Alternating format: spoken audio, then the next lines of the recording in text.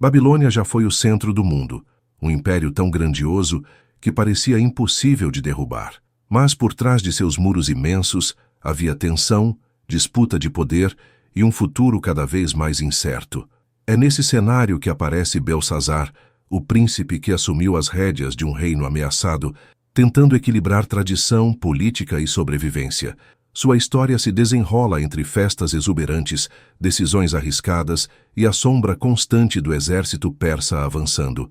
E no momento mais crítico, quando a cidade tenta esconder o próprio medo, algo inexplicável acontece. Uma mão misteriosa escreve na parede, revelando um destino que ninguém poderia imaginar. Hoje vamos percorrer essa trajetória intensa, cheia de reviravoltas, ambição e queda. Se você gosta desse tipo de conteúdo, já deixa o like, se inscreve no canal e vem comigo, porque agora a história vai começar. Quando Nabucodonosor II morreu, deixou para trás um império que parecia sólido, mas cuja estabilidade dependia muito mais de sua figura do que das estruturas políticas que o sustentavam. A Babilônia havia atingido o auge de sua glória. Cidades prósperas, rotas comerciais pulsando riqueza, templos imponentes e uma máquina administrativa que impressionava até os povos vizinhos. Ainda assim, esse esplendor escondia fragilidades profundas. O poder centralizado nas mãos de um governante excepcional criara um vazio difícil de preencher. Seus sucessores não possuíam a mesma autoridade, nem a mesma habilidade de lidar com as tensões entre sacerdotes, militares, comerciantes e aristocratas. A morte de Nabucodonosor abriu espaço para disputas internas, rearranjos políticos e a ascensão de figuras que viam naquele vácuo uma oportunidade singular. Foi nesse ambiente instável que surgiu Nabonido, um homem de origem pouco clara, talvez ligado às elites militares ou aos conselheiros do palácio, mas certamente distante da linhagem direta do grande monarca. Sua chegada ao trono não foi recebida com entusiasmo universal. Ele tinha uma visão religiosa peculiar, priorizando o culto ao deus Sin, da lua, e reduzindo a importância de Marduk, divindade principal de Babilônia. Essa mudança gerou irritação entre sacerdotes influentes e despertou suspeitas entre grupos que viam o equilíbrio religioso como parte fundamental da ordem política. Nabonido, no entanto, parecia convicto de sua escolha e disposto a enfrentar o desgaste que ela provocava. Além disso, a política externa babilônica começava a dar sinais de desgaste.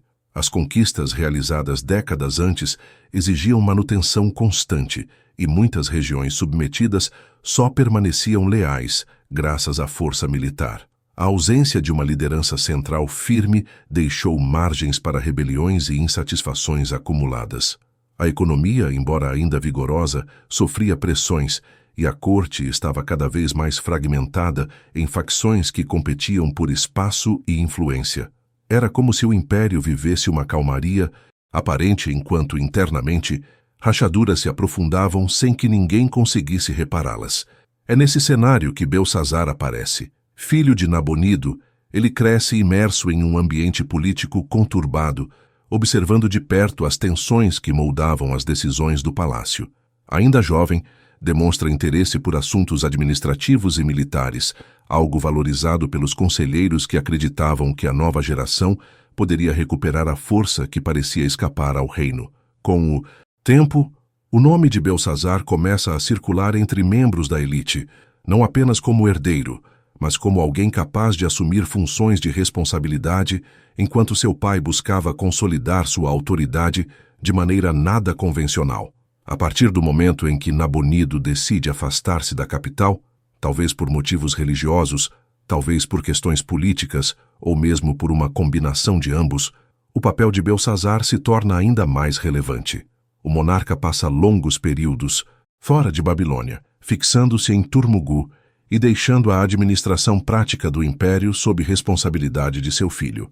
Essa ausência prolongada é vista por muitos como um erro grave, pois a presença do rei sempre serviu como elemento de união entre os diversos grupos que disputavam espaço na corte.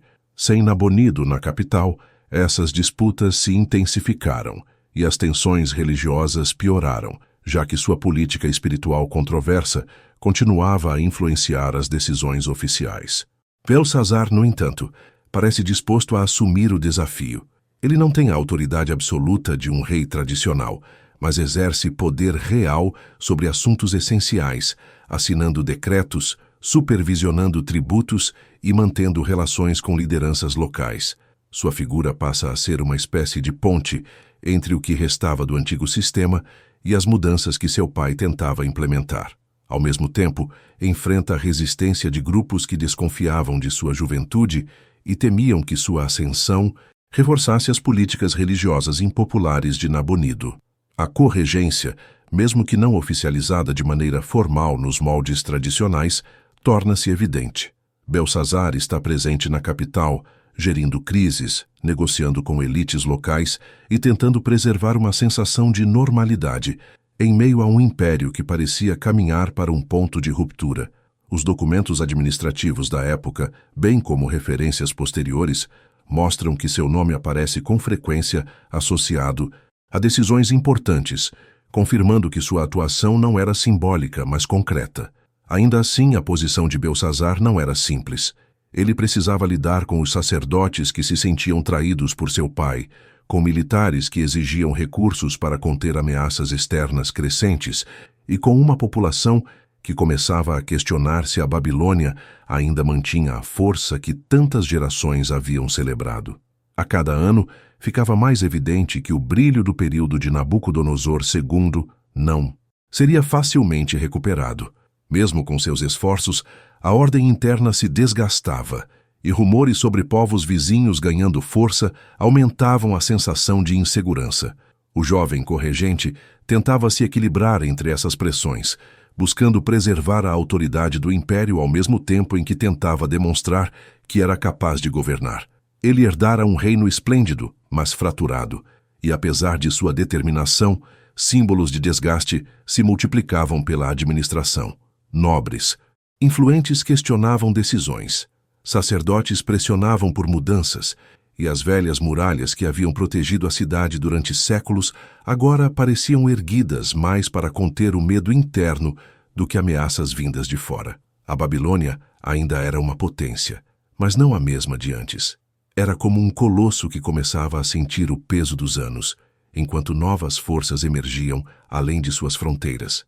E sem perceber completamente, Belsazar se encontrava no centro de um turbilhão que definiria o destino não apenas de seu governo, mas do próprio império. A sua trajetória começava a se entrelaçar com o momento em que a antiga capital teria de enfrentar desafios que nenhum governante anterior imaginara enfrentar tão cedo. Era o início de uma história marcada por ambição, tensões e um futuro que se tornava mais incerto a cada passo. Desde muito cedo, Belsazar cresceu cercado pelo luxo, mas também pelas expectativas silenciosas que pesavam sobre todos os jovens, nascidos próximos ao centro do poder babilônico. A corte era um universo próprio, repleta de rituais, códigos, intrigas e ensinamentos, onde cada gesto tinha significado e cada palavra podia moldar destinos. Ele não era apenas mais um filho de aristocrata. Era o herdeiro de um homem cuja ascensão ao trono havia causado impacto e divisão. Isso tornava sua formação ainda mais exigente, pois além de aprender sobre a estrutura administrativa do império, precisava compreender os tensos equilíbrios que sustentavam a Babilônia. Os primeiros anos de sua vida foram marcados por uma educação ampla. Tutores especializados ensinavam história, matemática, astronomia, leis e tradições religiosas. O jovem príncipe era cercado por escribas que o introduziam ao funcionamento dos arquivos reais e ao valor das tábuas de argila que registravam desde simples transações comerciais até decretos que alteravam o funcionamento de cidades inteiras. Seus mestres procuravam transformá-lo em alguém capaz de entender a complexidade do império, algo essencial para qualquer governante que desejasse manter o legado da Babilônia. Ao mesmo tempo, sua instrução militar o familiarizava com equipamentos, formações de combate e a disciplina exigida dos comandantes que protegiam as fronteiras. A vida dentro do palácio, porém, não se restringia ao aprendizado formal. Belsazar crescia, observando reuniões, cerimônias, acordos e tensões diárias entre funcionários, governadores e Sacerdotes. Era como assistir a cada dia uma aula prática sobre política e sobrevivência. Ele percebia que a corte era um organismo vivo, movido por interesses que frequentemente se chocavam. Isso o levou a desenvolver uma compreensão precoce sobre a necessidade de prudência, análise e, às vezes, dissimulação, habilidades indispensáveis a qualquer líder. Mas havia um fator que marcava profundamente sua juventude: a ausência frequente de seu pai. Nabonido, com sua personalidade singular e sua dedicação intensa ao culto de Sim, afastava-se da capital por longos períodos. Para um império acostumado a ver seu monarca diariamente, essa distância era sentida como uma ruptura na ordem natural das coisas. Para Belsazar, era um desafio emocional e político. Ao mesmo tempo em que admirava o pai, também percebia que a ausência dele colocava sobre seus ombros uma responsabilidade precoce. Muitas vezes, sentia-se dividido entre o desejo de corresponder às expectativas e a insegurança típica de alguém que ainda não havia experimentado plenamente o peso da autoridade. A relação entre os dois era marcada por respeito, mas também por lacunas. Belsazar buscava aprender com Nabonido, sempre que ele retornava à capital, tentando absorver conselhos e orientações. No entanto, o rei frequentemente estava mais envolvido em questões religiosas do que em treinar diretamente o filho para governar. Isso deixava parte da formação do jovem nas mãos de conselheiros, generais e administradores experientes, que o viam como possível instrumento para restaurar a ordem que parecia escorrer entre os dedos do monarca. Com o passar dos anos, Belsazar começou a participar de decisões menores, ganhando espaço dentro da estrutura governamental. No início, sua presença era mais simbólica, representando a continuidade da dinastia e tranquilizando quem temia que Nabonido não tivesse sucessão definida. Porém, à medida que crescia e se mostrava atento às discussões políticas, passou a ser convidado para reuniões mais complexas, onde tinha a oportunidade de aprender diretamente com os administradores do império. Essas experiências moldaram sua personalidade, dando-lhe uma postura mais firme, ainda que marcada por momentos de hesitação escondidos sob a formalidade da corte. Mesmo com as ausências do pai, Belsazar mantinha viva a imagem da Babilônia como o centro do mundo.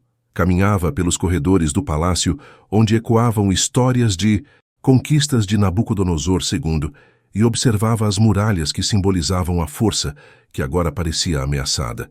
Ele crescia com um senso de responsabilidade, não apenas sobre si mesmo, mas sobre o destino de uma cidade que havia se tornado símbolo de poder e civilização. Aos poucos, compreendia que governar significava também lidar com as expectativas de um povo que, mesmo sem conhecê-lo diretamente, projetava nele a esperança de continuidade. Sua formação militar também se aprofundou.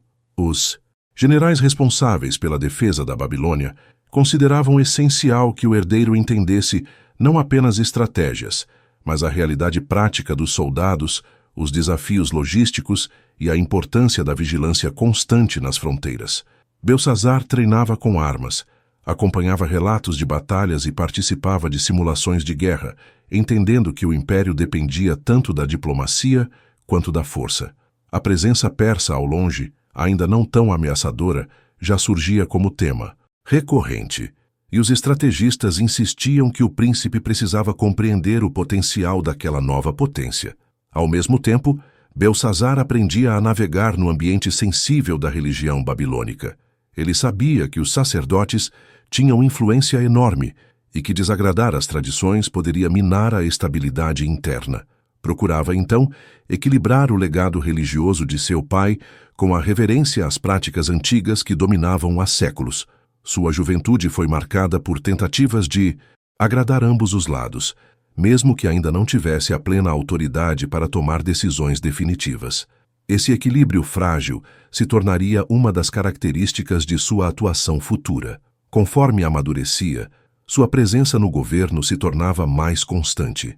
A ausência prolongada de Nabonido forçava a corte a recorrer ao jovem príncipe como figura de referência. Ele assinava documentos, recebia emissários e escutava relatórios que antes eram dirigidos ao rei. Embora nem sempre tivesse liberdade para agir, Sua participação demonstrava que estava sendo preparado, mesmo que indiretamente, para assumir responsabilidades maiores. A cada ano, sentia-se mais ligado ao destino da Babilônia, ao mesmo tempo em que as pressões e incertezas cresciam. A juventude de Belsazar, portanto, não foi marcada por simplicidade ou privilégio sem contrapesos. Pelo contrário, foi um período de formação intensa, moldado por ausências, conflitos internos da corte, tensões religiosas e a constante sensação de que o império vivia uma fase delicada.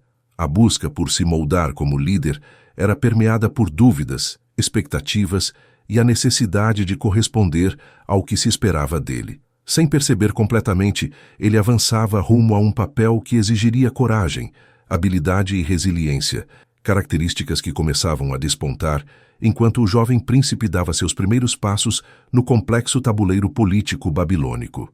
Quando Nabonido decidiu afastar-se de Babilônia e se fixar na distante cidade-oásis de Taima, no deserto árabe, inaugurou-se um período singular na história do império. A ausência física do rei não significava abandono completo do governo, mas criava uma divisão administrativa que colocava Belsazar em posição central. Ele se tornava, na prática, o responsável direto pela capital e pelo coração político da Babilônia. Essa configuração, incomum e até desconfortável para muitos setores, marcou o início de uma corregência de fato, ainda que não declarada oficialmente da forma tradicional. Era uma tentativa de manter o império funcionando, enquanto Nabonido seguia uma trajetória pessoal e religiosa que muitos não compreendiam. Com o pai longe, Belsazar passou a lidar diariamente com as demandas da burocracia imperial. A administração babilônica era vasta, englobando cidades, províncias e territórios distintos, cada qual com suas próprias tradições e problemas. Os governadores enviavam relatórios, solicitavam tropas, pediam recursos ou alertavam sobre tensões crescentes. Tudo precisava de uma resposta rápida e cabia ao príncipe avaliar cada caso. Essa rotina constante o expôs à complexidade do império, permitindo que entendesse com mais profundidade o que significava manter unidas regiões tão diversas sob uma única autoridade. Apesar de sua crescente responsabilidade administrativa, o ambiente político ao seu redor era turbulento. Muitos sacerdotes continuavam descontentes com a política religiosa de Nabonido. O rei, ao promover o culto assim acima de Marduk, contrariava séculos de tradição e ameaçava o delicado equilíbrio espiritual que mantinha as elites satisfeitas. Com o monarca longe, a corte esperava que Belsazar adotasse uma postura mais conciliadora, reaproximando-se dos sacerdotes de Marduk para restabelecer a ordem. Contudo, a posição do príncipe não era simples. Qualquer mudança brusca poderia ser interpretada como uma crítica direta ao pai, arriscando enfraquecer ainda mais a autoridade central. Assim, ele tentava mediar as tensões, mantendo uma reverência formal às práticas tradicionais, mas sem romper com as diretrizes estabelecidas por Nabonido. Essa hesitação estratégica alimentava rumores e conversas nos salões e pátios do palácio. Alguns acreditavam que Belsazar não tinha liberdade suficiente para agir. Outros afirmavam que ele compartilhava da visão religiosa do rei. E havia aqueles que enxergavam na corregência uma oportunidade para manipular o jovem príncipe e avançar interesses particulares. Essa multiplicidade de vozes refletia o momento sensível que o império vivia. Caso o governo não se mostrasse firme, grupos ambiciosos poderiam explorar as fragilidades e ameaçar a estabilidade interna. Ao mesmo tempo, as pressões externas se intensificavam. Belsazar precisava lidar com a crescente ameaça dos persas, que, sob a liderança de Ciro, o Grande, expandiam suas fronteiras com rapidez e surpresa. As notícias que chegavam dos territórios orientais preocupavam a corte. Cidades antes consideradas seguras começavam a se inquietar, enquanto aliados mostravam sinais de hesitação em continuar fiéis à Babilônia. O império, outrora dominador, percebia que os ventos estavam mudando. Nesse contexto, o papel militar de Belsazar se tornou fundamental. Embora não fosse um comandante experiente como alguns generais veteranos, ele assumiu a coordenação das defesas, participando das decisões estratégicas e supervisionando a movimentação de tropas. Suas visitas às unidades militares reforçavam a imagem de liderança presente, mesmo que a autoridade suprema ainda estivesse nas mãos de Nabonido. Para os soldados, ver o príncipe próximo e atento aos detalhes práticos aumentava a sensação de segurança, algo valioso em tempos de incerteza. Os esforços para manter o império coeso, no entanto, esbarravam nas consequências da política religiosa de Nabonido. Durante séculos, Babilônia havia se estruturado em torno de um pacto simbólico entre o rei e Marduk, seu deus principal. Esse vínculo não era apenas espiritual, mas político. Legitimar um governante significava alinhá-lo ao templo de Marduk e às tradições ancestrais. Com o rei distante e com práticas que desafiavam essa lógica, muitos interpretavam o momento como um presságio negativo. Festivais importantes deixaram de ser celebrados da maneira habitual, o que alimentava rumores de que os deuses estavam irritados ou que a cidade perdera sua proteção divina. Para Belsazar, isso significava lidar com um ambiente impregnado de desconfiança. Ele tentava manter a ordem, assegurando que a administração civil funcionasse e que os rituais essenciais ocorressem conforme a tradição, mesmo que sem o brilho e autoridade de antes. Essa tentativa de conciliação, porém, não eliminava o mal-estar. Cada gesto era analisado por olhos atentos. Qualquer sinal de vacilo poderia ser interpretado como fraqueza, e qualquer decisão ousada poderia parecer traição ao pai. Era um equilíbrio perigoso, sustentado por paciência e esforço constante. Enquanto isso, sinais de desgaste começavam a surgir em áreas antes estáveis. Certas regiões do império mostravam resistência a pagar tributos com a regularidade habitual. Outras reclamavam da falta de apoio militar para conter invasões menores de povos vizinhos. O império, embora ainda vasto e rico, dava indícios de que sua capacidade de reagir estava diminuindo. Muitos fatores contribuíam para isso: a distância de Nabonido, a insatisfação religiosa, a crescente pressão estrangeira e a sensação de que faltava unidade interna.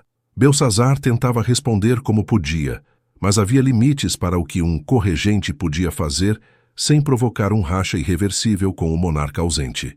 Apesar das dificuldades, o príncipe continuava determinado. Ele entendia que seu papel era vital para impedir que a Babilônia se fragmentasse completamente.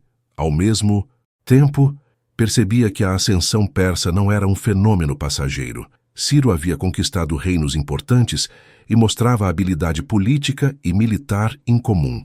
A proximidade dessa nova potência gerava debates acalorados na corte.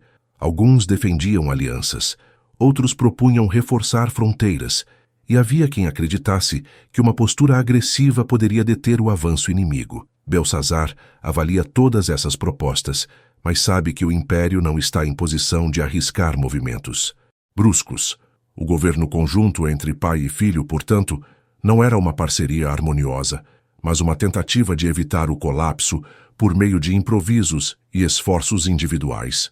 A distância entre eles tornava a comunicação difícil, e muitas decisões precisavam ser tomadas rapidamente, sem a possibilidade de consulta direta. Isso colocava sobre Belsazar um peso enorme: agir com firmeza, sem ultrapassar o limite do respeito ao rei, preservar a ordem, sem exacerbar conflitos internos, e defender o império, mesmo sabendo que sua força já não era a mesma. Os primeiros sinais de que a Babilônia começava a perder vigor estavam por toda parte, mesmo que muitos fingissem não percebê-los. Mercadores comentavam sobre mudanças nas rotas comerciais. Generais alertavam sobre a eficiência dos persas. Sacerdotes falavam sobre a ausência simbólica do rei nos rituais.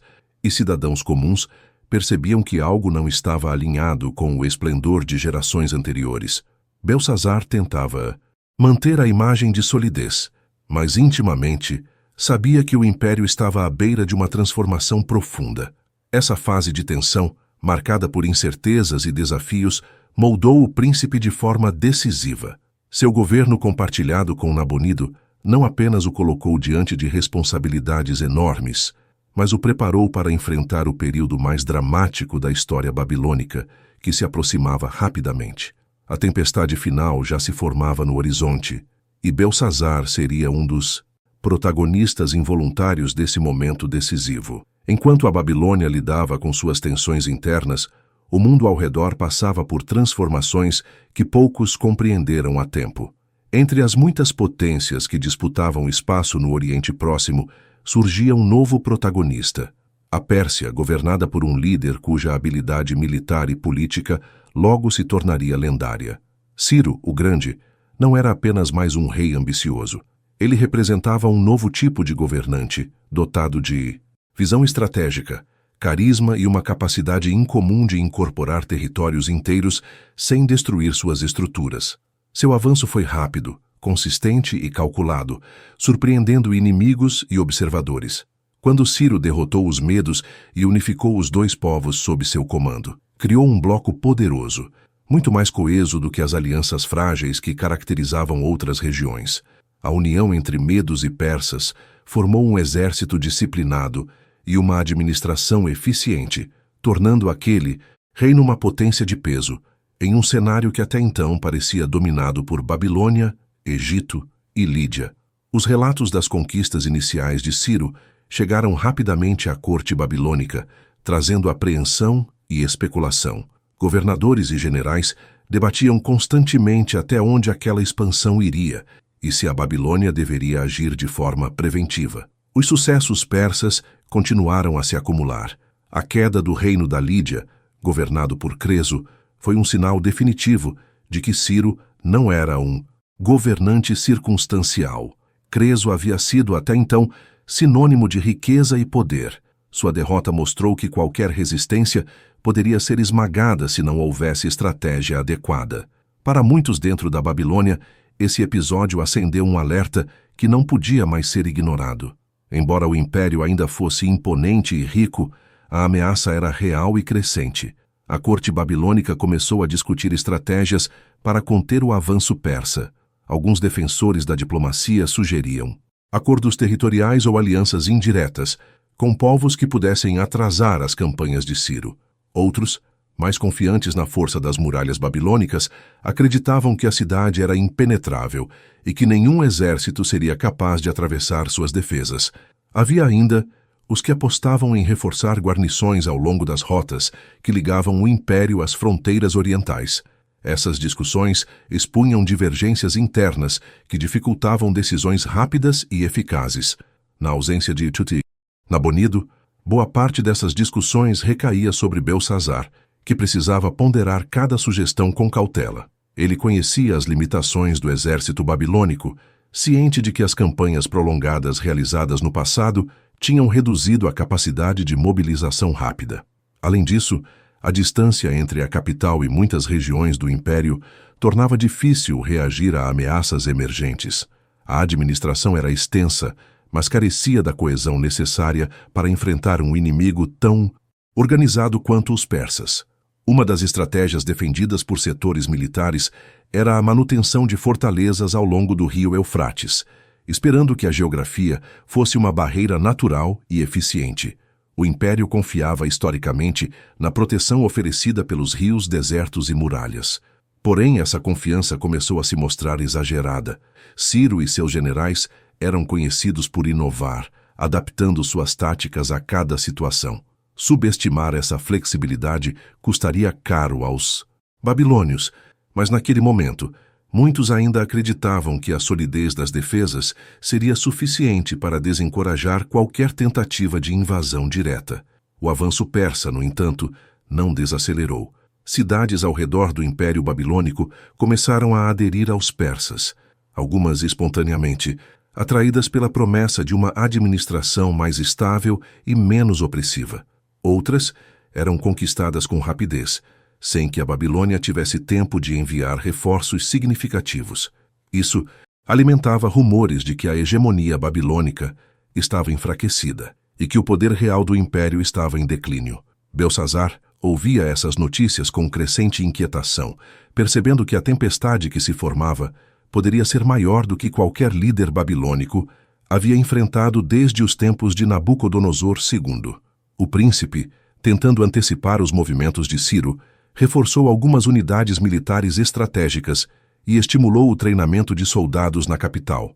Ele sabia que o moral era crucial, e sua presença entre as tropas ajudava a manter a disciplina. Contudo, nenhum esforço interno parecia suficiente para igualar a velocidade com que os persas se expandiam. As cartas enviadas pelos governadores chegavam repletas de solicitações urgentes. Alguns pediam suprimentos, outros reclamavam da instabilidade em suas regiões, e havia os que temiam deserções. Enquanto isso, os erros de avaliação se acumulavam. Alguns membros da corte acreditavam que Ciro buscava apenas consolidar sua região e que a Babilônia estava segura. Outros julgavam que um confronto direto seria impraticável, dada a grandeza da cidade e a dificuldade de manter linhas de suprimento durante um cerco. Essas suposições davam aos babilônios uma sensação enganosa de segurança, reforçando a ideia de que as muralhas seriam suficientes para proteger o império. Belsazar, embora tentasse ponderar cada opinião, percebia que a confiança excessiva poderia levar à ruína. A administração babilônica, acostumada a lidar com rebeliões pontuais e disputas regionais, não estava preparada para enfrentar uma força unificada e determinada como os persas. A estrutura burocrática, eficiente em tempos de paz, tornava-se lenta e pesada diante da urgência. Decisões que exigiam agilidade eram atravancadas por debates intermináveis e rivalidades internas. Belsazar tentava agir como mediador, mas não conseguia eliminar a lentidão inerente ao sistema. Com o cerco psicológico crescendo, o príncipe passou a sentir de forma mais intensa o peso que recaía sobre ele. Apesar de jovem, já precisava lidar com responsabilidades que excediam seu âmbito inicial. A ausência de Nabonido o obrigava a tomar decisões que, em condições normais, caberiam ao rei. O império parecia dividido entre tradições arraigadas e a necessidade de adaptação a um inimigo que não respeitava padrões antigos. Essa tensão entre passado e futuro corroía a coesão interna e reforçava a sensação de que a Babilônia estava prestes a enfrentar algo para o qual não estava preparada. A cada novo relato vindo das fronteiras, ficava mais evidente que o avanço persa não era uma ameaça distante. Era uma realidade concreta e crescente. Ciro demonstrava não apenas força militar, mas inteligência estratégica, atraindo cidades, convencendo elites locais e administrando seus novos territórios com eficiência que contrastava com o desgaste babilônico. Em pouco tempo, sua presença se tornou um fator incontornável no cenário político regional. Belsazar, observando esses acontecimentos, sabia que teria de enfrentar a fase mais turbulenta da história de sua nação. A tempestade que se aproximava não era fruto apenas da força externa, mas também das falhas internas acumuladas ao longo do tempo. A ascensão persa expunha todas as fragilidades que a Babilônia tentara esconder sob lembranças de glórias passadas. O príncipe sentia que seu papel não era apenas liderar militarmente, mas tentar preservar o que fosse possível de um império que, apesar do esplendor, já mostrava sinais de desgaste que ninguém conseguia mais ignorar. A ameaça era real, crescente e implacável, e ele percebia que cada passo deveria ser calculado para evitar que o colosso babilônico ruísse de uma vez. A corte de Belsazar, durante os meses que antecederam o cerco final, tornou-se um microcosmo das contradições que atravessavam todo o império. Por trás das paredes, decoradas com relevos e inscrições que celebravam vitórias antigas, multiplicavam-se rumores, desconfianças e tentativas desesperadas de demonstrar uma estabilidade que já não existia. Era como uma peça grandiosa em que todos os personagens fingiam ignorar que o palco estava prestes a desabar. O príncipe, à frente das cerimônias e decisões diárias, precisava aparentar segurança total, mesmo quando sabia que as informações vindas das fronteiras eram cada vez mais alarmantes. Ainda assim, Belsazar mantinha a tradição dos banquetes, que eram tanto uma forma de diplomacia quanto um instrumento político. Reunir nobres, generais, sacerdotes e emissários de regiões diversas permitia monitorar as tensões e reforçar, ao menos superficialmente, a unidade da elite. Os salões iluminados por lamparinas, as mesas repletas de carnes, frutos, pão e vinho, e as músicas que preenchiam o ar criavam a ilusão de que a Babilônia seguia firme em seu esplendor. Os convidados tentavam por algumas horas esquecer as notícias que ecoavam além dos muros. Mas cada gesto carregava uma sombra. Havia olhares desconfiados, conversas sussurradas nos cantos, alianças improvisadas entre famílias influentes e disputas veladas por influência sobre o príncipe. Alguns desses banquetes tinham objetivos claros: assegurar a lealdade de governadores que chegavam à capital buscando proteção, acalmar sacerdotes que exigiam o retorno das cerimônias tradicionais, ou fortalecer o compromisso de generais que, pressionados pelas derrotas nos arredores do império, começavam a avaliar a própria sobrevivência caso Ciro tomasse a cidade. Belsazzar passava entre mesas com um sorriso calculado, saudando todos como se cada um deles fosse indispensável para a continuação do império. Muitos percebiam sua tentativa de manter a ordem, mas poucos acreditavam que essa aparência fosse suficiente para conter o desastre que se aproximava. No centro do palácio, a atmosfera era de ansiedade crescente. O cerco não havia começado de fato, mas a simples possibilidade já alterava a rotina. Soldados se moviam pelos corredores com mais frequência, mensageiros entravam e saíam a cada hora, carregando tábuas de argila com relatórios que quase sempre traziam más notícias. As fronteiras estavam cada vez mais vulneráveis. Cidades menores se rendiam sem resistência, outras negociavam com os persas em segredo, temendo represálias. Em muitos casos, as forças locais deixavam de seguir ordens de Babilônia, acreditando que o poder central já não tinha como protegê-las. Esses sinais de fragmentação tornavam as discussões internas ainda mais tensas. Conselheiros militares pressionavam por uma mobilização mais ampla. Sacerdotes exigiam rituais específicos para reconquistar o favor dos deuses, e grupos aristocráticos sugeriam mudanças políticas que, no fundo, buscavam apenas proteger suas propriedades diante da ameaça inexorável. No meio desse turbilhão, Belsazzar tentava controlar todas as frentes. Ele se dividia entre reuniões intermináveis, inspeções militares e eventos públicos destinados a transmitir segurança. O peso dessa responsabilidade começava a refletir em seu semblante, mesmo que ele tentasse esconder o cansaço. Além da pressão interna, havia a questão da ausência de Nabonido. O rei permanecia longe, e sua distância contribuía para o sentimento de desamparo. Muitos culpavam diretamente sua política religiosa e suas longas estadias fora da capital pelo enfraquecimento da Babilônia. Alguns sacerdotes mais ousados diziam que o abandono simbólico de Marduk havia deixado a cidade vulnerável. Outros afirmavam que o rei havia perdido o senso político e espiritual. Belsazzar tentava defender o pai, mas sabia que a ausência dele alimentava rumores de que o império estava dividido até no topo. As alianças dentro da corte tornavam-se cada vez mais instáveis.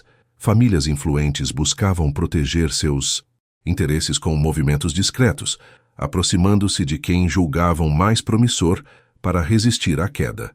Alguns passaram a apoiar diretamente Belsazzar, vendo nele a única autoridade presente, enquanto outros se organizavam em grupos que defendiam uma negociação com Ciro, argumentando que isso evitaria a destruição total. Essas diferenças, embora expressas de forma velada, tornavam a convivência tensa, quase insustentável. O palácio parecia respirar uma névoa constante de suspeita. Apesar do caos político, a vida na corte tentava seguir com certa normalidade. Artesãos continuavam produzindo joias, roupas e adornos. Músicos tocavam em eventos menores. Escravos e servos mantinham a rotina inalterada, como se repetir gestos cotidianos fosse uma forma de impedir o colapso. Mas todos sentiam que os sons de celebração eram mais altos do que deveriam, que os risos eram nervosos demais e que as conversas escapavam rapidamente para assuntos militares. A grande cidade, que durante séculos respirou orgulho e imponência, agora pulsava inquieta, como se pressentisse o que estava por vir. Belsazzar, consciente de que precisava manter a imagem de força, organizava eventos grandiosos de tempos em tempos. Nessas ocasiões, fazia discursos breves ressaltando a resistência da cidade e a solidez das muralhas, que eram realmente impressionantes. Ele mencionava a tradição de vitórias babilônicas e afirmava que Ciro jamais conseguiria penetrar naquela fortaleza. Muitos aplaudiam mais por obrigação do que por convicção. Nos bastidores, a sensação era muito diferente. Generais experientes sabiam que muralhas sólidas não eram garantia de vitória se o inimigo possuísse estratégia superior e aliados dentro das fronteiras do império. Com o avanço persa, começaram a surgir ondas de refugiados que buscavam proteção na capital. Eles traziam testemunhos sobre cidades que haviam sido conquistadas com rapidez, relatando a disciplina e eficiência do exército de Ciro. Esses relatos se espalhavam rapidamente, tornando ainda mais difícil a tarefa de Belsassar de manter a população confiante. Alguns acreditavam que os deuses estavam punindo o império. Outros diziam que era apenas o ciclo natural dos reinos e que nenhuma potência permanecia no auge para sempre. Em resposta ao medo crescente, o príncipe reforçou as defesas urbanas e ordenou que estoques de alimentos fossem ampliados, prevendo a possibilidade de um cerco extenso. Ordenou também que canais e sistemas de irrigação fossem monitorados, já que a água era recurso essencial dentro da cidade murada. Ainda assim, a administração parecia sempre atrasada em relação às ações persas. Era como se cada preparação estivesse sempre um passo atrás das necessidades reais. A corte de Belsassar, nesse período, era, acima de tudo, um espaço de aparência. Havia uma tentativa constante de mostrar confiança, mas os próprios participantes das cerimônias sabiam que se tratava de um verniz prestes a rachar. As alianças eram frágeis, as tensões políticas cresciam a cada reunião, e a sombra dos persas pairava sobre todos como um presságio inevitável. Era um ambiente em que luxos e medo conviviam lado a lado, em que sorrisos se misturavam à apreensão, e em que cada celebração parecia ecoar mais como despedida do que como afirmação de poder. Para Belsassar, essa fase foi especialmente desgastante. Ele precisava ser o símbolo da resistência babilônica, não apenas para a população, mas para si mesmo. Caminhava pelos corredores do palácio tentando encontrar soluções, pressionado por exigências que vinham de todos os lados. A tentativa de manter uma fachada de normalidade exigia energia constante, algo difícil de sustentar quando o império se fragmentava progressivamente. Cada dia parecia aproximá-lo mais do momento decisivo, e o príncipe começava a entender que, por mais que lutasse para sustentar o brilho do passado, a Babilônia estava prestes a enfrentar o maior teste de sua existência. Era o prelúdio de um desfecho que marcaria para sempre seu nome e o futuro da cidade. O cerco persa avançava de forma inexorável, mas dentro das muralhas de Babilônia, Belsassar insistia em projetar confiança. Cada decisão sua parecia girar em torno de um único objetivo: provar que ainda havia controle, que a cidade não estava prestes a cair. Foi nessa tentativa de reafirmar poder que organizou um dos banquetes mais grandiosos de sua vida, talvez o mais famoso de todo o período neo-babilônico. Ele sabia que muitos dos nobres estavam inquietos, observando atentamente cada gesto seu, avaliando sua postura e tentando entender se, de fato, a situação estava tão grave quanto os rumores diziam. O príncipe acreditava que, ao reunir a elite babilônica em uma festa marcada por abundância e luxo, conseguiria dissipar o clima de ansiedade que se espalhava pelos corredores do palácio. Seria uma demonstração de força, uma forma simbólica de mostrar que Babilônia ainda era Babilônia, mesmo com os persas à espreita. O salão que abrigaria o banquete foi preparado com a maior suntuosidade possível. Tecidos coloridos desciam das colunas, criando uma atmosfera de grandiosidade. Pratos elaborados, servidos em sequência, traziam sabores pensados para impressionar quem quer que estivesse presente. Havia músicos afinando instrumentos, servos carregando jarras de vinho e oficiais conversando em tom contido, tentando parecer despreocupados. Muitos ali percebiam que aquele evento não era apenas uma celebração. Era também um ato político, um gesto calculado para manter a coesão de uma corte que começava a se dividir. Belsassar entrou no salão com postura confiante. Suas roupas eram exuberantes, adornadas com metais preciosos que refletiam a luz das tochas. Porém, por trás daquela imagem brilhante, havia um jovem pressionado por expectativas quase impossíveis de sustentar. Ele tentava esconder o peso da responsabilidade e da incerteza que o consumiam diariamente. O banquete era sua tentativa de escapar, mesmo que momentaneamente, das constantes notícias de tropas persas se aproximando. Era também sua forma de reafirmar que, enquanto estivesse ali, Babilônia não cairia sem lutar. Com o avanço da noite, os convidados bebiam mais, conversavam mais alto e se permitiam algum relaxamento. A música percorria o salão como um fio condutor de alívio temporário. Belsazar, entretanto, não conseguia se afastar completamente da tensão. Ele observava cada rosto, avaliava expressões, tentava medir o impacto que a festa teria sobre o moral dos presentes. Em meio a isso, tomou uma decisão que mudaria não apenas a festa, mas também sua memória histórica. Pediu que fossem trazidos os vasos sagrados retirados do Templo de Jerusalém por seu avô Nabucodonosor. Esses objetos eram considerados símbolos poderosos, itens de profundo valor religioso para diversos povos sob domínio babilônico. Sua presença no banquete representava mais do que arrogância. Era uma afronta direta a tradições estrangeiras e uma tentativa clara de afirmar que nenhum deus estranho teria força diante do poder babilônico. Ao ordenar que os vasos fossem usados para servir vinho, Belsazar queria reforçar a impressão de domínio absoluto. Ele acreditava que aquele gesto mostraria confiança, mas muitos viram apenas excesso e desequilíbrio. Os vasos foram trazidos, reluzindo sob a luz do salão e distribuídos entre os convidados. Algumas pessoas olharam com desconforto, outras com surpresa, e algumas, encantadas pela atmosfera de euforia, simplesmente seguiram o gesto de Belsazar e brindaram. E foi justamente nesse momento, quando a festa atingia um ápice de extravagância e irreverência, que algo absolutamente inesperado aconteceu. Em meio às sombras projetadas pelas tochas, uma mão surgiu, movendo-se de forma independente, sem corpo, sem rosto, sem origem aparente. Ela começou a escrever na parede, traçando palavras que ninguém ali conseguia compreender imediatamente. O salão inteiro parou. A música cessou, os servos congelaram, e o murmúrio alegre transformou-se em um silêncio pesado. Todos os olhares se voltaram para aquela escrita misteriosa que se formava lentamente. Belsazar, que até então tentava demonstrar segurança, sentiu o corpo estremecer. O rosto perdeu cor, as pernas pareceram não sustentar seu peso e suas mãos tremeram, como se o ar ao redor tivesse se tornado frio de repente. Ele sabia que aquilo não era uma visão comum, nem uma ilusão. Era um sinal.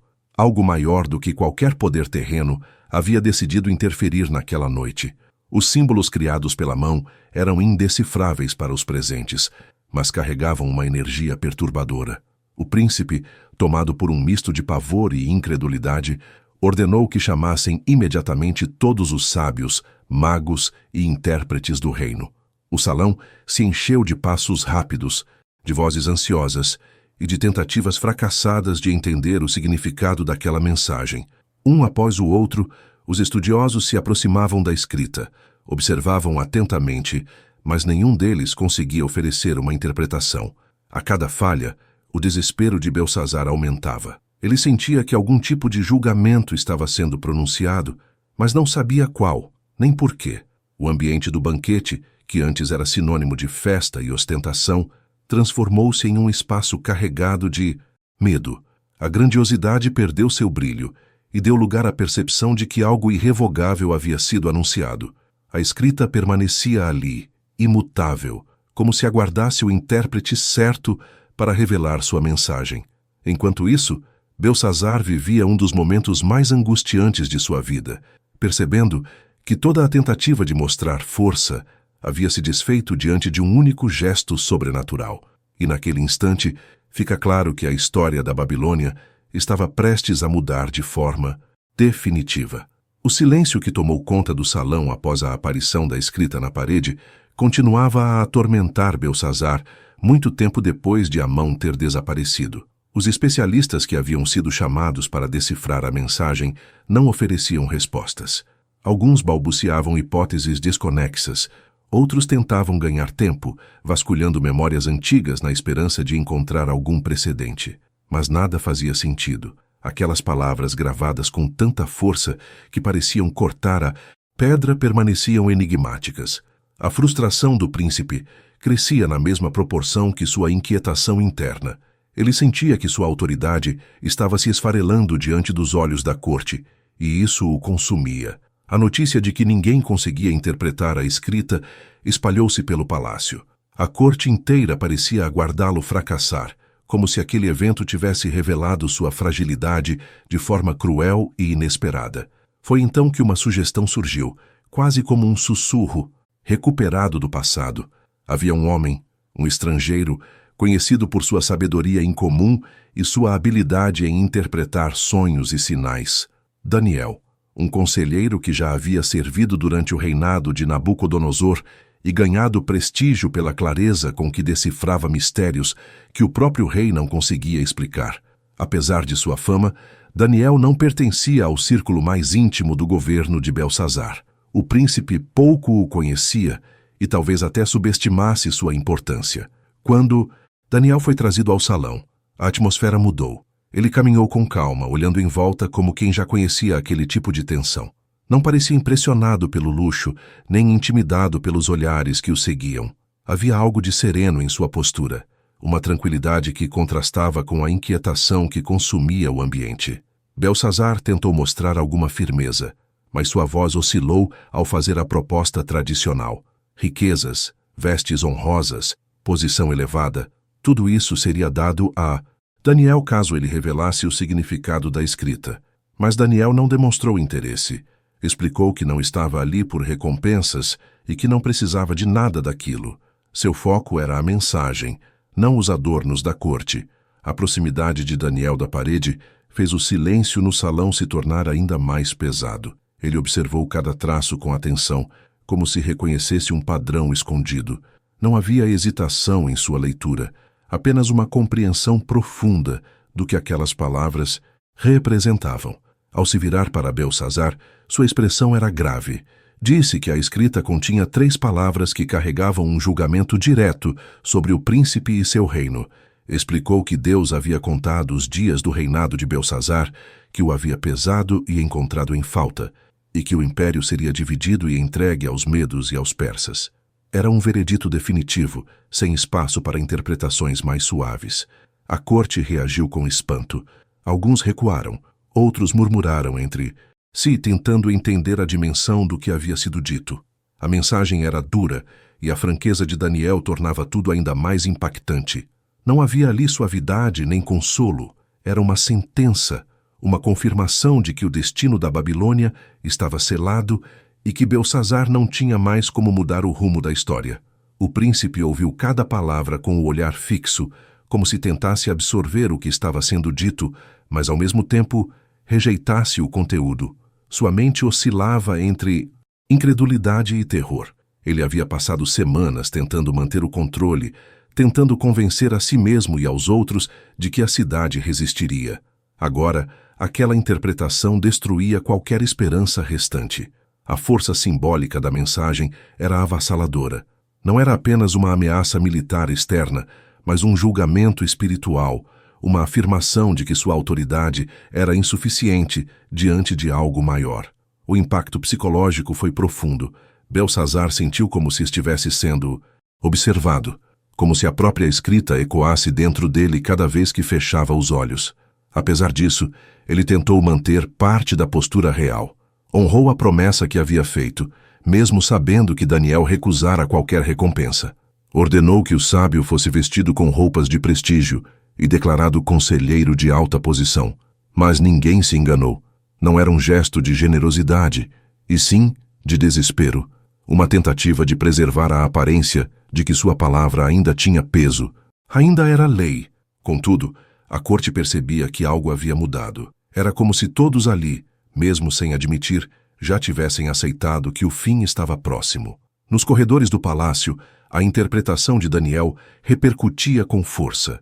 Guardas murmuravam entre si, servos evitavam conversar em voz alta, e oficiais tentavam calcular quanto tempo restaria antes de os persas tomarem a cidade. A notícia se espalhou rápido, e cada pessoa que a ouvia parecia internalizar o pressentimento de que viviam os últimos dias da Babilônia independente. A mensagem era curta, mas suas implicações se estendiam como uma sombra sobre o reino. Para Belsazar, a noite parecia interminável. O salão que havia sido palco de ostentação agora parecia um espaço frio, vazio, marcado por um silêncio que o perseguia por todos os cantos.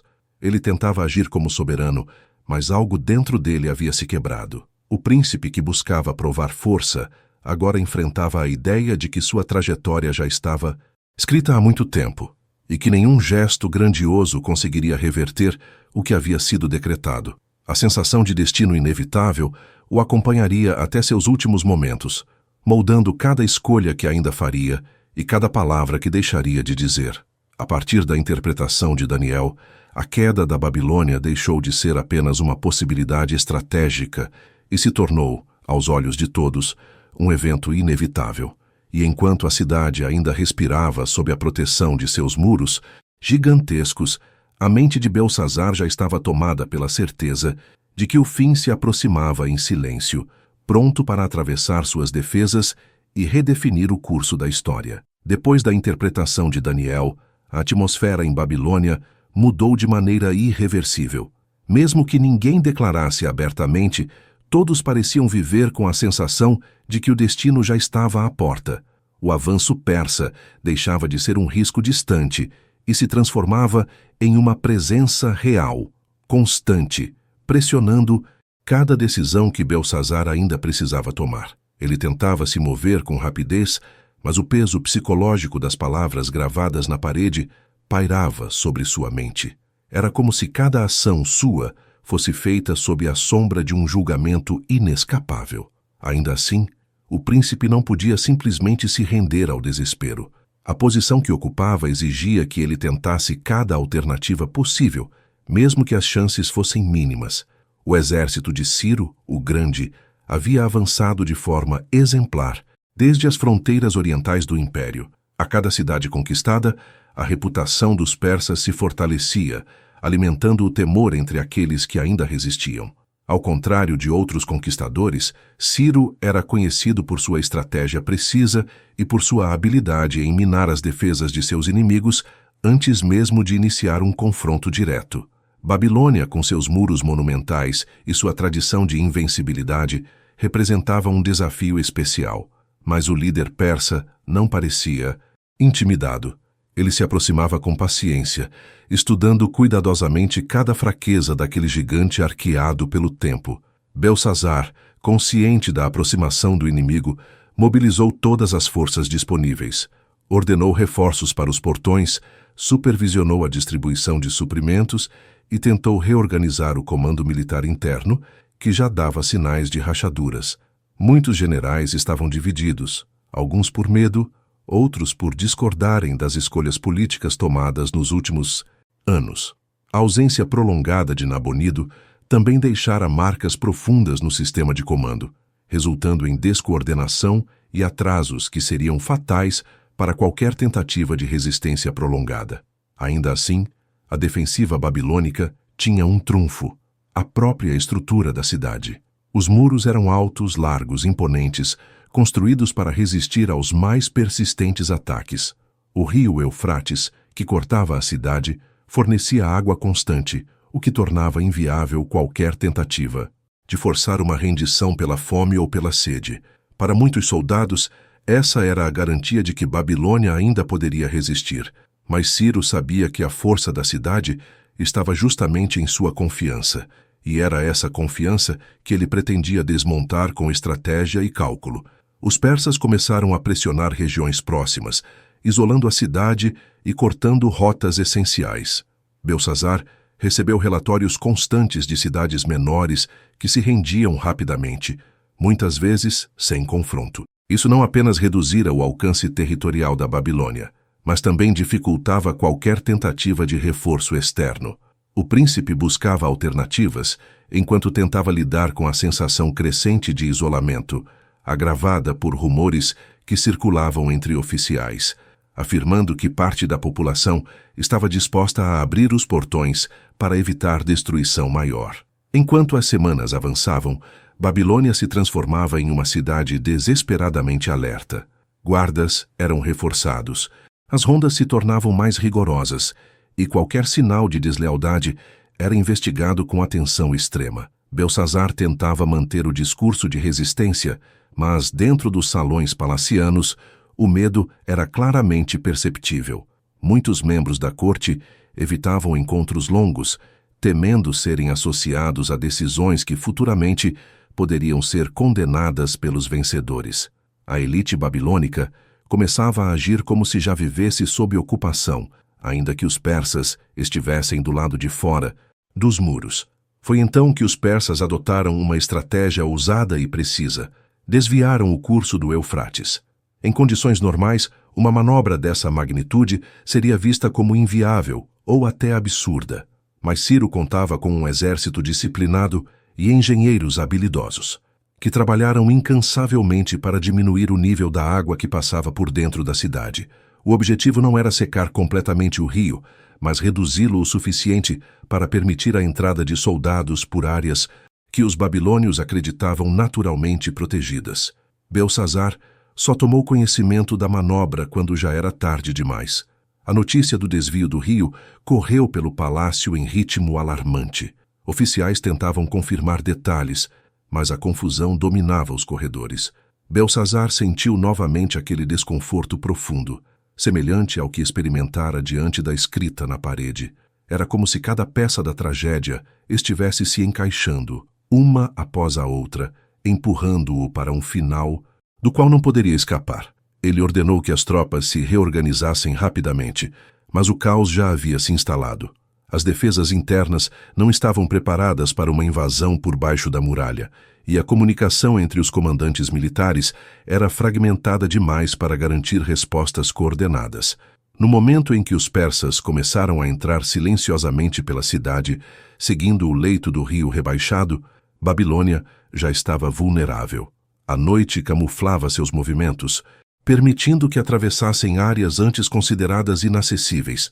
Quando alguns grupos babilônicos finalmente perceberam o que estava acontecendo, os persas já haviam avançado o suficiente para abrir caminho para suas tropas principais.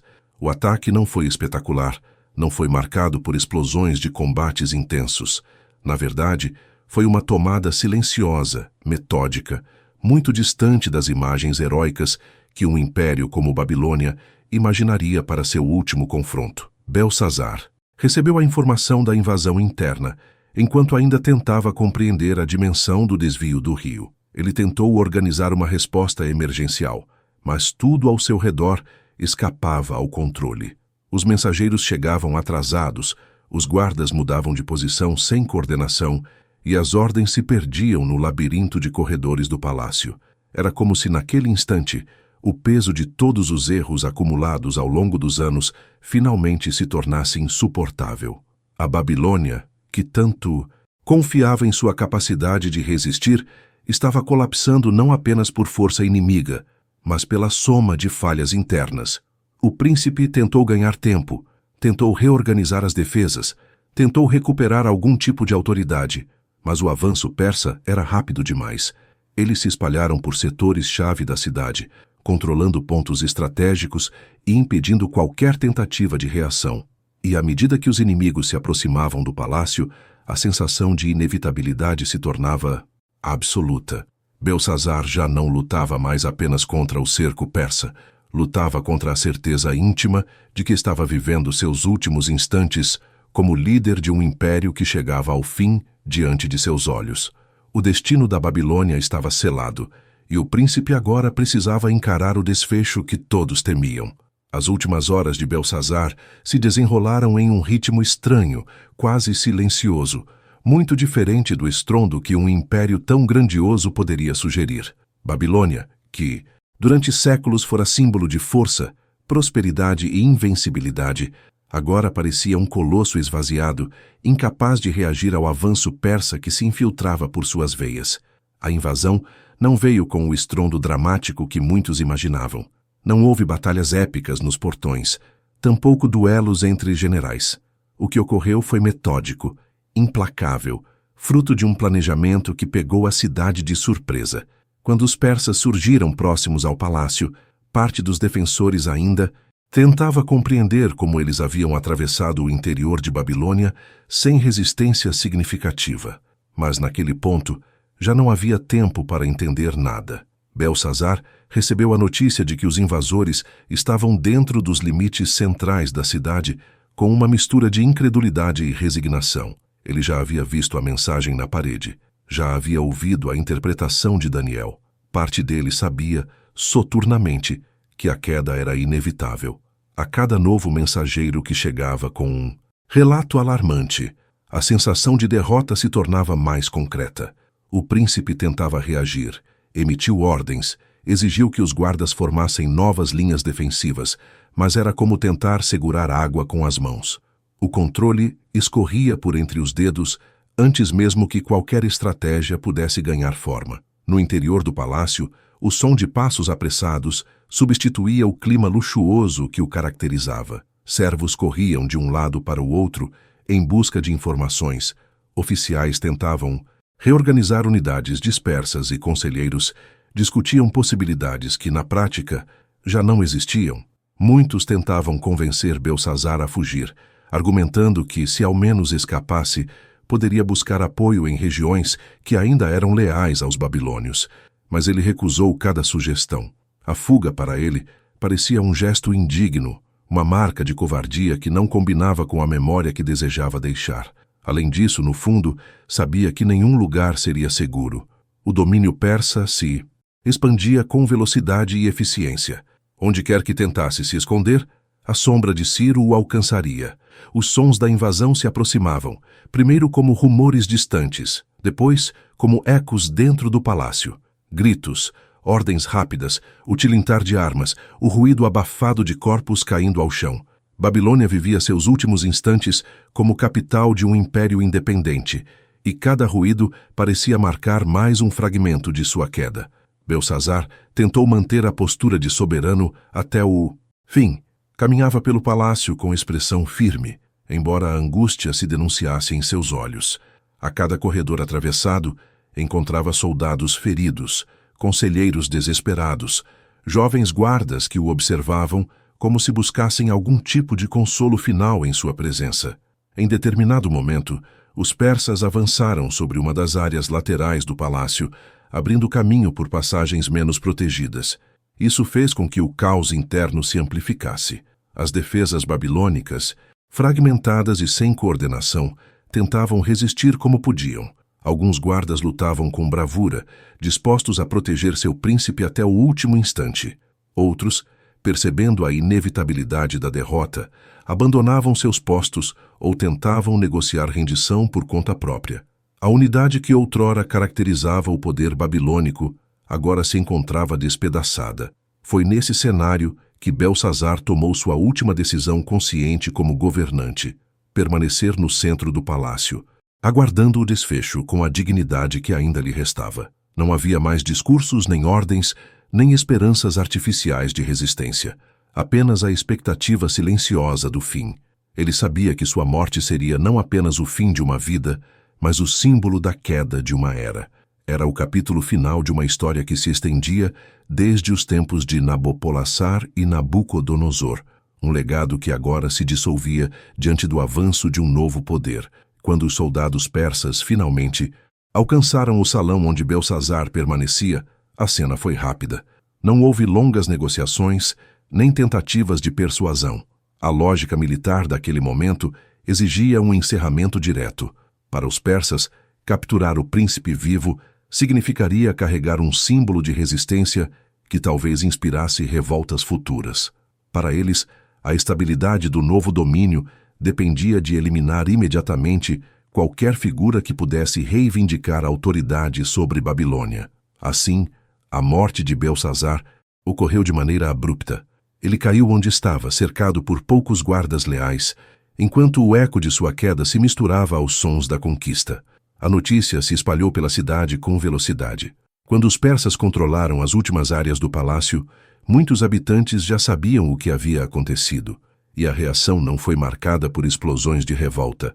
Em vez disso, prevaleceu um sentimento de resignação pesada, o medo de represálias e o cansaço de anos de instabilidade política tornavam a população mais inclinada a aceitar o novo domínio do que a tentar resistir. Para muitos, a chegada de Ciro representava o fim de um longo período de incertezas.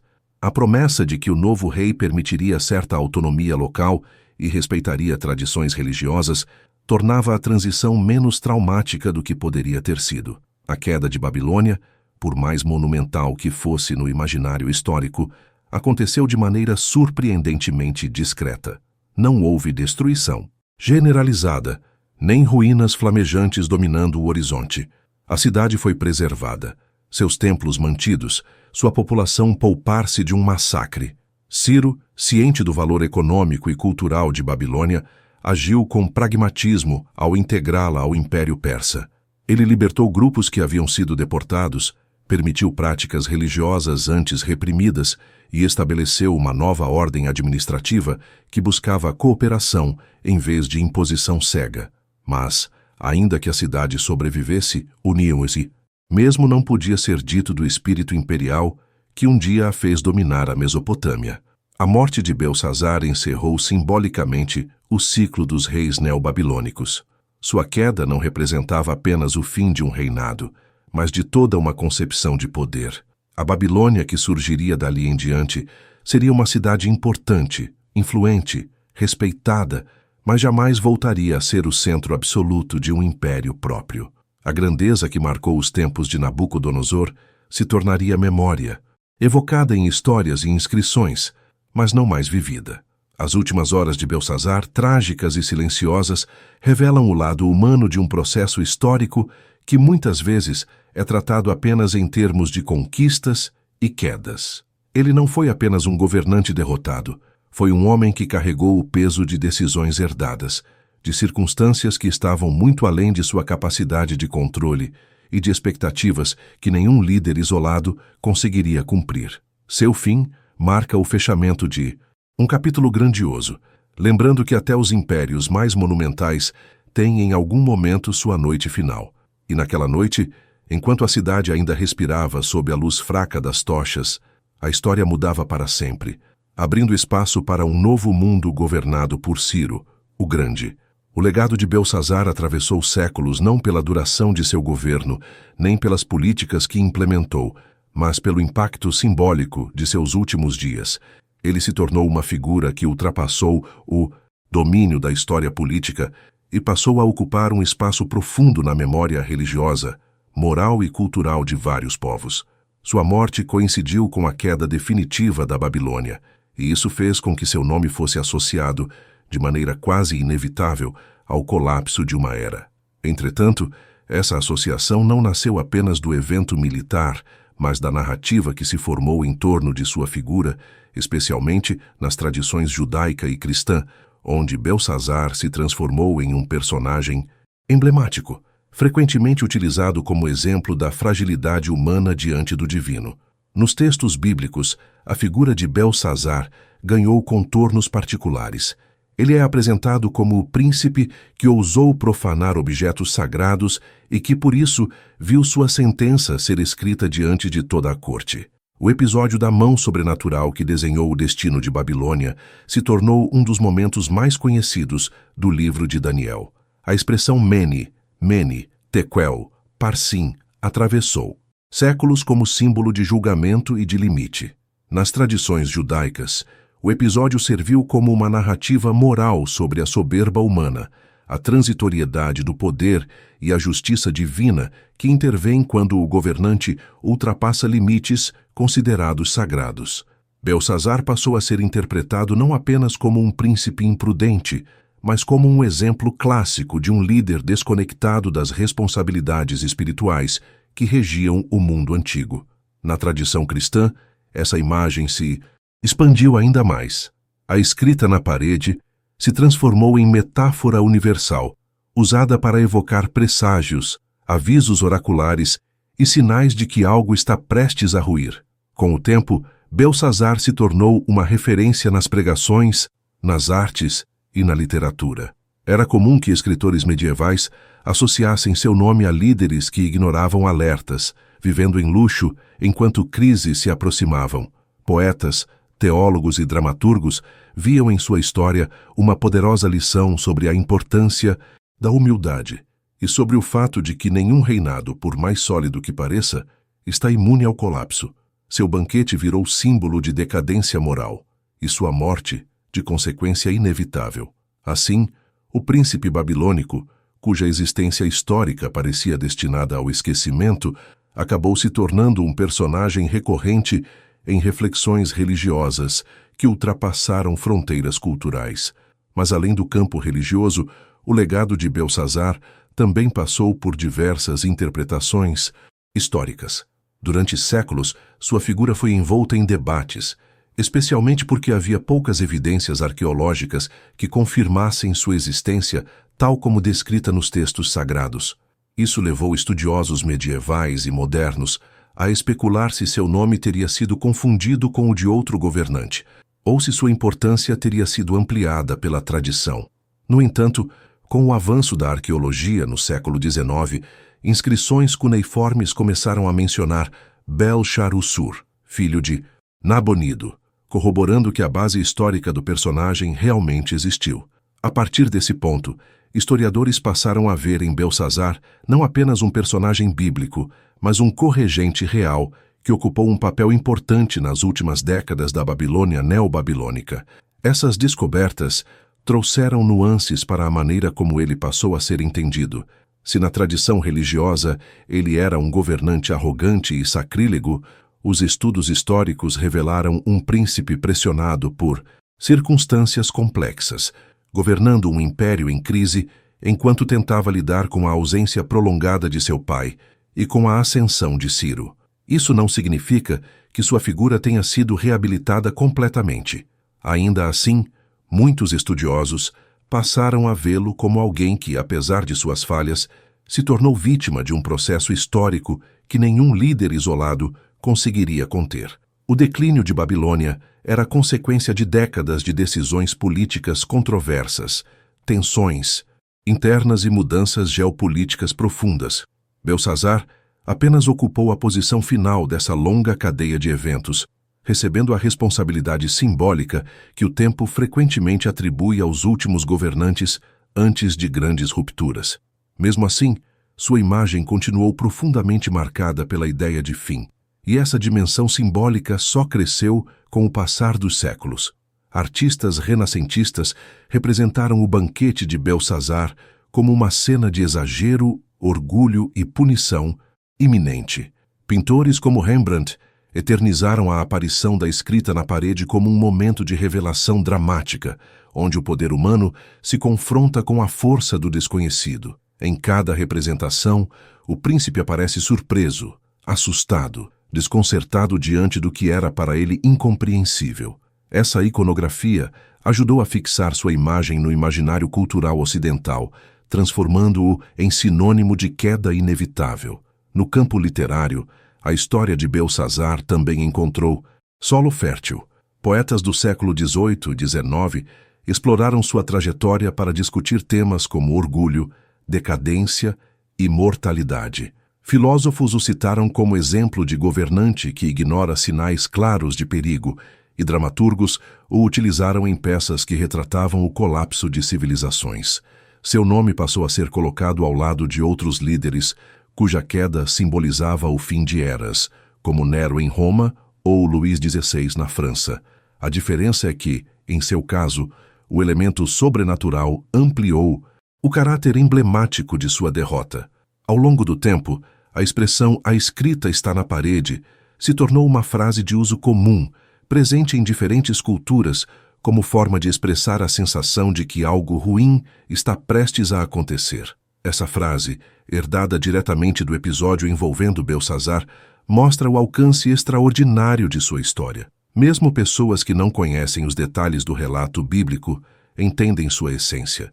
Isso demonstra que, além de um personagem histórico, ele se transformou em uma metáfora universal sobre o limite do poder humano. Hoje, historiadores e arqueólogos continuam estudando seu período, tentando reconstruir, com precisão crescente, os últimos anos da Babilônia. Mas no imaginário popular, Belsazar permanece como um símbolo, um príncipe que governou na beira do abismo, cuja vida se cruzou com uma das transições mais marcantes da história antiga. Ele representa o sentimento de que, por mais sólido que um império pareça, existe sempre um ponto em que ele pode desmoronar. Seu nome é lembrado não porque reinou por muito tempo, mas porque testemunhou o momento exato em que uma era terminou e outra começou. Assim, o legado de Belsazar continua vivo. Ele se tornou um personagem que habita simultaneamente o campo da história, da religião e da cultura. Um homem que viveu tempos turbulentos e morreu no instante em que seu mundo ruía. Um símbolo de queda, de julgamento e de mudança. E é justamente essa mistura singular que explica por que seu nome atravessou milênios. Belsazar permanece como um lembrete de que todo poder tem limites e de que, quando esses limites são ultrapassados, a história escreve, de forma definitiva, sua sentença na parede.